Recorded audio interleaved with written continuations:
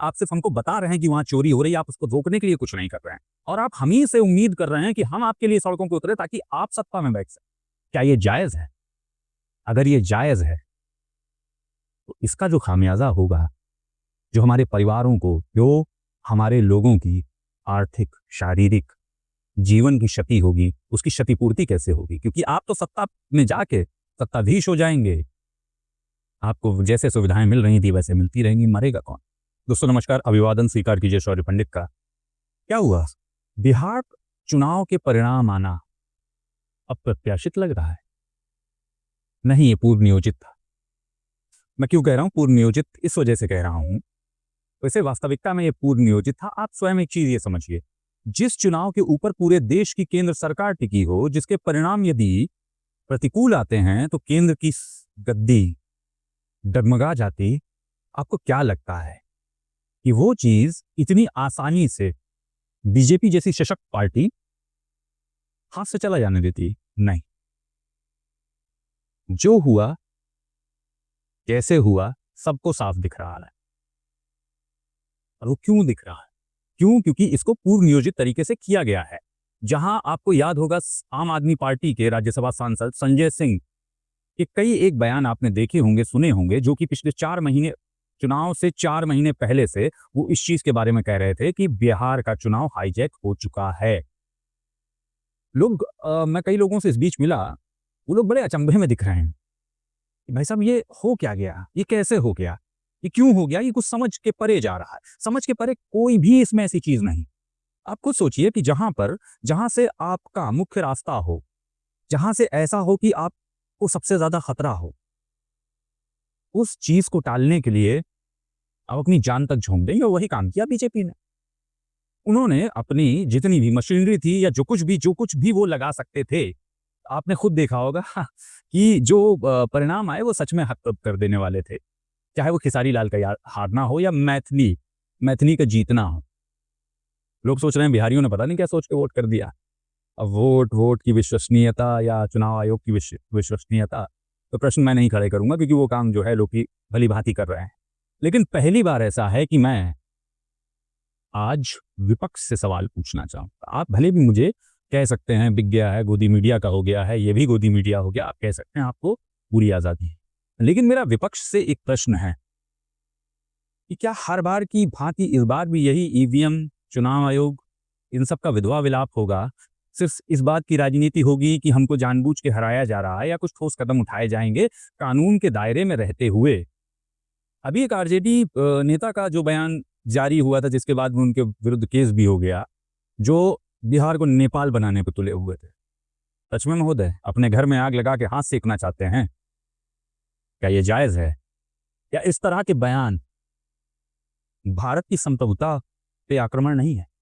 या हिंसा किसी चीज का समाधान है?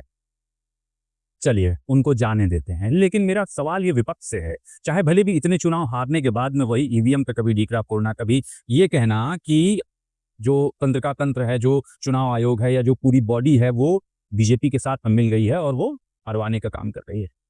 प्रश्न मेरा ये है कि इस देश में यदि सत्ता जनता चुनती है तो विपक्ष भी जनता चुनती है। जनता क्यों चुनती है अपना विपक्ष? क्यों चुनती है अपना पक्ष? भैया, तुम हमारे विकास के कार्य करो। और सुनो विपक्ष, तुम्हारी जिम्मेदारी है इसके ऊपर कड़ी नजर रखना कि कहीं ये कोई बेईमानी ना करने पाए, ठीक? लेकिन इसका तात्पर्य सिर्फ ये नहीं है कि आप, भैया वहां चोरी हो रही है, या आप बता के अपनी जिम्मेदारी से मुंह नहीं मोड़ सकते, क्योंकि एलओपी को भी पर्याप्त सुविधाएं मिलती हैं। जो विपक्ष में सांसद बैठे हैं, जो विपक्ष में विधायक बैठे हैं, उनको भी पर्याप्त सुविधाएं मिलती हैं। उसका वहन ये आम जनमानस करता है। आप कर क्या रहे हैं? आप जो आरोप लगा रहे हैं, आप जो प्रेस कॉन्फ्रेंसेस कर रहे हैं, वोट चोरी की, इसकी उसकी, उसके लिए आपने ठोस कदम क्या उठाए हैं? आपको इन सब को रोकने के लिए रोड मैप क्या है? चेंजीज से अपील कर लेंगे, भारत की जनता से अपील कर लेंगे, आप क्या कर रहे हैं? ये सवाल मेरा विपक्ष से है। क्या सुप्रीम कोर्ट जैसी कोई चीज बची है, न्यायपालिका बची है या नहीं बची है? और यदि इस देश के युवा और इस देश की जनता को ही अपने लिए कार्य करना है, तो हम आपके भक्तों का भुगतान हम क्यों करें भाई? चाहे वो पक्ष हो या विपक्ष हो। यदि एक संविधान, एक न्याय प्रणाली, एक पूरा तंत्र बनाया गया है जिसके तहत पूरा देश चल रहा है, क्या उसके मद्देनज़र कुछ चीज़ें की जा सकती हैं, नहीं की जा सकती हैं? या नहीं करनी चाहिए? या हर बार की तरह हार जाने के बाद में ढीकरा फोड़ा और अपना साइडलाइन हो गए, फिर एक प्रेस कॉन्फ्रेंस की? अरे जनता को भी तो दिखना चाहिए कि आप जो आरोप लगा रहे हैं वोट चोरी के या XYZ के, चुनाव में धांधली के, उसके लिए आप कहाँ गए? आपने रिट फाइल की? आपने कोई PIL फाइल की? आपने क्या कोर्ट के दरवाज़ों को खटखटाया या आप सिर्फ़ ये चाहते हैं कि देश में अस्थिरता का माहौल पैदा हो? लोग सड़कों पे उतरें। उसमें क्या होगा? उसमें नुकसान किसका होगा? हमारा ही आपका होगा। वो लोग तो अपना Z+, Y+, X+, Z+ इन सब सुरक्षाओं में हैं। यदि इस तरह की चीज़ें होती हैं, चाहे भले ही वो पुलिस के जवान हों, होंगे तो हमारे ही परिवारों से। यदि देश में किसी भी तरह की ऐसी घटना होती है जो अप्रिय हो, उसका खामियाजा तो हमें भुगतना पड़ेगा ना। राजनीति आपकी चमकेगी। क्यों ना एक बार संविधान और कानून के तहत, अगर ये वोट चोरी सही है या जो चुनावों में धांधली, सो कॉल्ड धांधली जो चल रही है, इसके लिए कोई कदम उठाया जाए।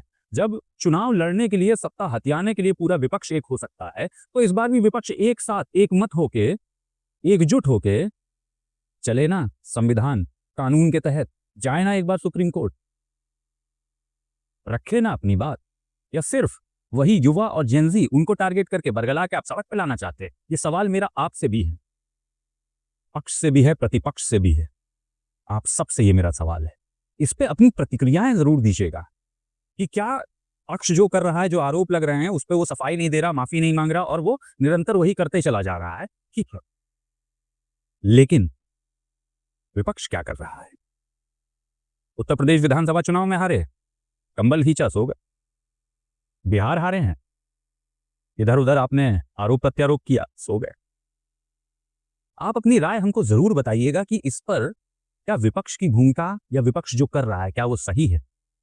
या यही है ऑप्शन कि हमने जो उत्तरदायित्व आपको दिया है, आप सिर्फ हमको बता रहे हैं कि वहां चोरी हो रही है, आप उसको रोकने के लिए कुछ नहीं कर रहे हैं, और आप हम ही से उम्मीद कर रहे हैं कि हम आपके लिए सड़कों पर उतरे ताकि आप सत्ता में बैठ सकें। क्या ये जायज है? अगर ये जायज है तो इसका जो खामियाजा होगा, जो हमारे परिवारों को, जो हमारे लोगों की आर्थिक, शारीरिक जीवन की क्षति होगी, उसकी क्षतिपूर्ति कैसे होगी? क्योंकि आप तो सत्ता में जाके सत्ताधीश हो जाएंगे, आपको जैसे सुविधाएं मिल रही थी वैसे मिलती रहेंगी, मरेगा कौन? कीमत कौन चुकाएगा? जवाब दीजिएगा। आज आपसे विदा लेता हूं। नमस्कार।